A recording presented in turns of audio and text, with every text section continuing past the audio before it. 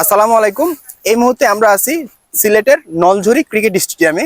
যে ক্রিকেট স্টেডিয়ামটি এই মুহূর্তে সারা বাংলাদেশে খুবই আলোচিত এবং খুবই একটি সোশ্যাল মিডিয়াতে ভাইরাল একটি মাঠ। আমরা যদি দেখি এটি কিন্তু একদম বর্ডারের কাছে একটি মাঠ এবং এই মাঠটা কিন্তু বাংলাদেশে অবস্থিত এবং যে বর্ডারটা দেখা যাচ্ছে সেখানে পাহাড় আছে, তারপর আপনার ঝর্ণা আছে, এটা কিন্তু ইন্ডিয়াতে। আমি যদি একটু দেখানোর চেষ্টা করি, সেখানে আপনারা দেখতে পাবেন যে একটা গাছ আছে। এই গাছটা হচ্ছে যে এই সাইড হচ্ছে বাংলাদেশের এবং এর পরবর্তী সাইডটা হচ্ছে ইন্ডিয়ার। আর মাঝখানে যে অল্প একটু জায়গা রয়েছে সেটি হচ্ছে নোম্যান্স ল্যান্ড, অর্থাৎ এখানে আসলে কেউ সাধারণ জনগণ যাতায়াত করতে পারে না।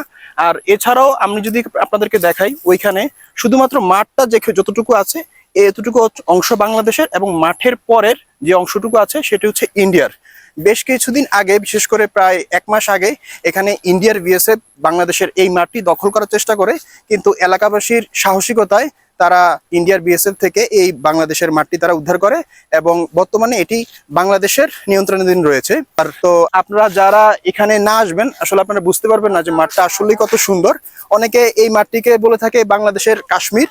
তো যারা হচ্ছে যে সরাসরি এসেছেন তারা আসলে বুঝতে পেরেছেন যে মাঠটি আসলে কত সুন্দর।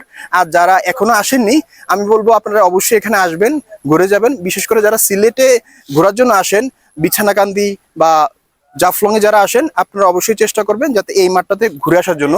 মাঠটি আসলেই অনেক সুন্দর। আর আশা করি আপনারা যদি আসেন আপনারা অবশ্যই হতাশ হবেন না। দারুণ একটি মাঠ। বিশেষ করে যারা ক্রীড়াপ্রেমী রয়েছেন, ক্রিকেটকে যারা ভালোবাসেন, তারা অবশ্যই এখানে আসবেন। আজকে আমরা এসেছিলাম বাংলাদেশ মেরিনার ক্লাবের পক্ষ থেকে। আমরা সারা বাংলাদেশে যত মেরিনার আছি তাদের একটা ক্লাবের পক্ষ হয়ে আমরা এখানকার স্থানীয় যারা ক্লাব রয়েছে সেই ক্লাবের সাথে আমরা একটি প্রীতি ম্যাচ খেলি।